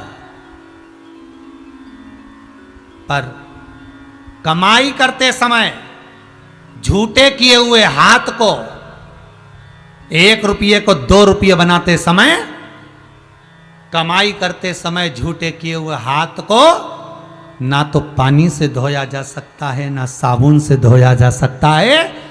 ये झूठे किए हुए हाथ केवल सत्संग से ही धुल सकते हैं, केवल भगवान की भक्ति। और फिर वही वाली बात याद कर लीजिए, धन होगा तो चोरों की नजर जरूर होगी, सुंदरता होगी तो लुच्चों की नजर जरूर होगी, और अगर हृदय में शंकर की भक्ति होगी तो उस महादेव की नजर तुम पर जरूर होगी। ये पक्का है। उस नजर को आपके ऊपर रखना। तो हमें कपड़े कैसे पहने उससे मतलब नहीं रखना, हमें वस्त्र कैसे पहने उससे मतलब नहीं रखना, हमें भीतर से साफ होना, हमें अंदर से साफ होना, हमें भीतर से निर्मल होना।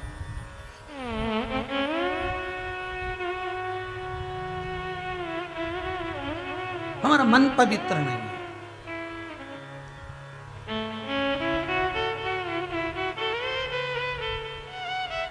हमारा मन पवित्र।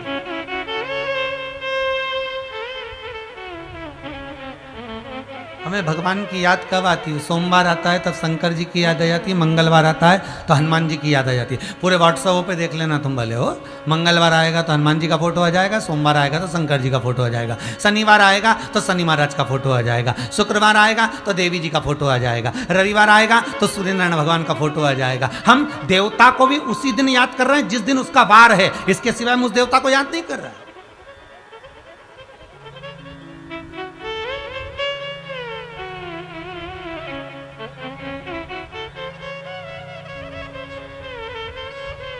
हमने देवताओं को भी वार के बारे में बांट लिया है। सोमवार है, शंकर जी को याद कर लो, आज सोमवार है मैं शंकर जी के मंदिर जाऊंगी, आज सोमवार है मैं शंकर की आराधना करूंगी, आज सोमवार है मैं शिव का स्मरण करूंगी। करो। अगर भक्ति प्रबल है भाव निर्मल है तो भगवान का दर्शन भी सम्मुख में है।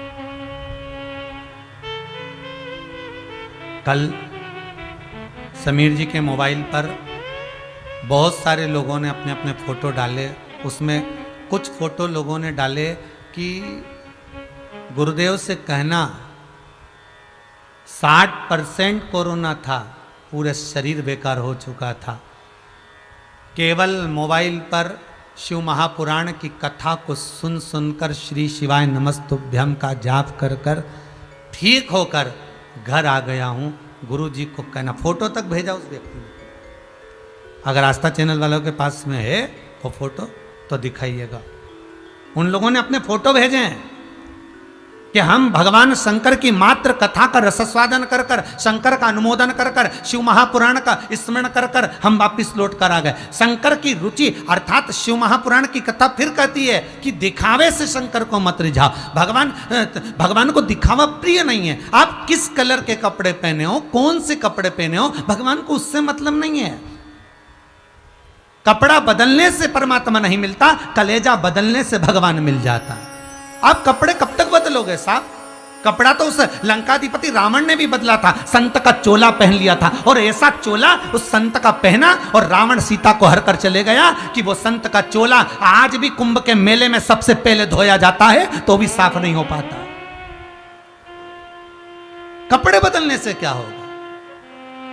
इस चित्त वृत्ति को बदलना, इस मन को बदलना, इस भाव को बदलना।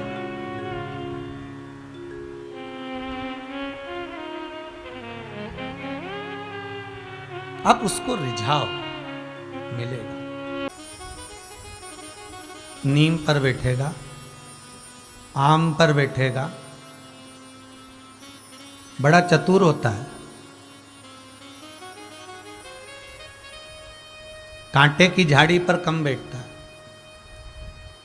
पर वही तोता, वही सुखदेव जी महाराज जो जन्म लेने के बाद अवस्था धारण कर कर वन को जाने लगे और श्री वेद व्यास जी महाराज उनको पकड़ कर लेकर आए। चलो, कहाँ जा रहे हो? महाराज मेरा मन नहीं है गृहस्थाश्रम में पढ़ने का, मैं तो बैरागी में, त्यागी में, सन्यासी बनकर अपनी जिंदगी जीना चाहता हूं,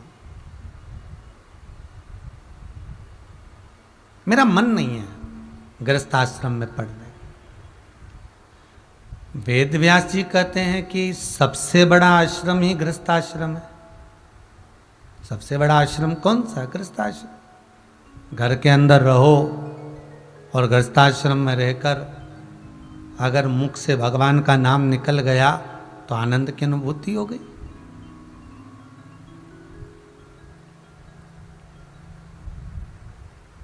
कहाँ भटकना व्यर्थ का?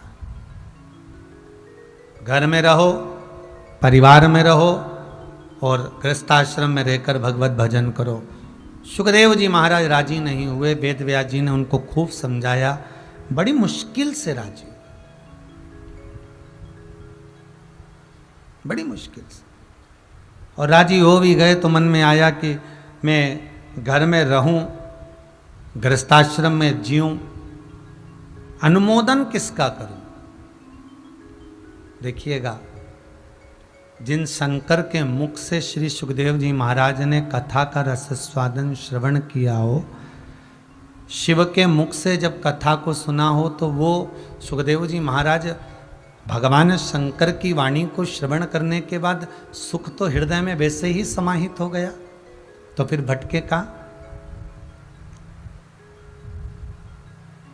फिर एक बार मन में आ गया सुखदेव जी के मन में कि अब मैं गृहस्थाश्रम में नहीं पढ़ना चाहता। फिर वेद व्यास जी ने उनको राजा जनक जी के घर पर भेजा। देवी भागवत में लिखा है, और देवी भागवत में लिखा कि राजा जनक के यहाँ भेजा गया।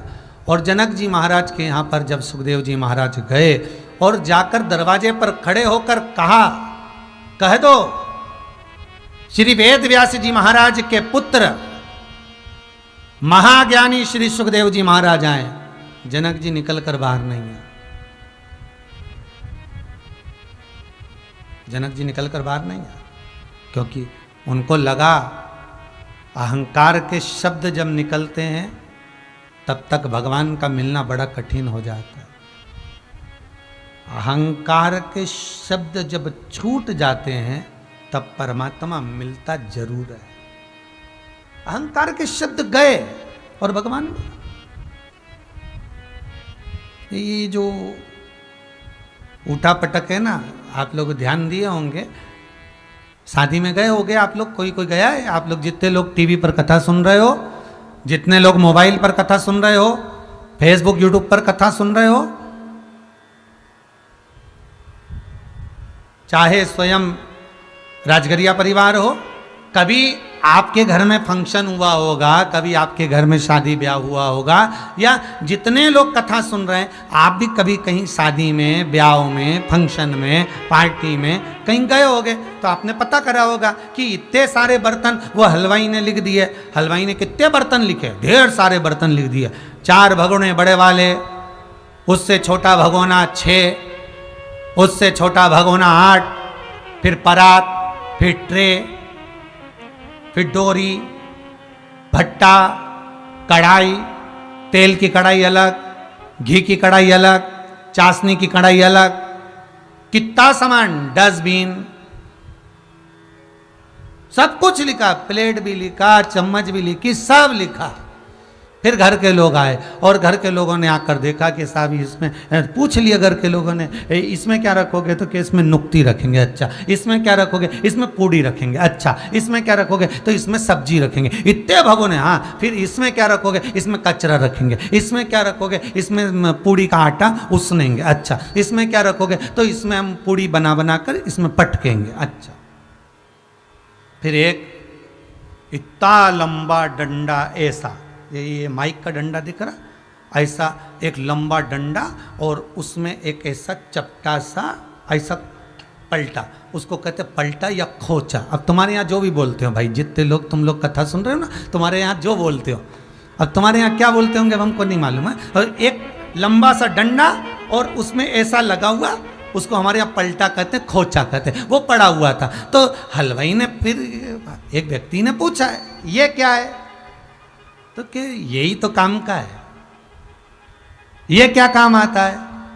तो कि बस यही काम आता है कि जब सब्जी पकती है, चावल बनाया जाता है, दाल बनाई जाती है, सब्जी बनाई जाती है, तो इससे उस सब्जी को पलट दिया जाता है। हलवाई ने कहा सबसे ज़्यादा काम का यही है, जितनी ये बड़े बड़े भगोने काम के नहीं, उतना वो पलटा काम का है, उतना वो खोचा काम का है। बस वो खोचा पलटने का काम करता है, और वो ही खोचा मेरे शंकर के हाथ में रखा हुआ है, वो ही खोचा, वो ही पलटा। और मेरे भोलेनाथ जी ने देख लिया, जब भगोने में सब्जी बनती है, और सब्जी बनते बनते दाल सब्जी जब ऊपर जब आ जाती है और भुदक भुदक करने लगती है, तो इतने में हलवाई दौड़ के आता है और पलटा उठाकर ऊपर का नीचे, नीचे का ऊपर कर देता है। तो जो भुदक भुदक कर रहा होता है वो नीचे चले जाता है, और नीचे जाता है तो जलने लगता है, जलने लगता है, भगवान को पुकारने लगता है, और भगवान को पुकारे मतलब फिर हलवाई आया और वो खोचा लगाया, और खोचा लगाया तो फिर ऊपर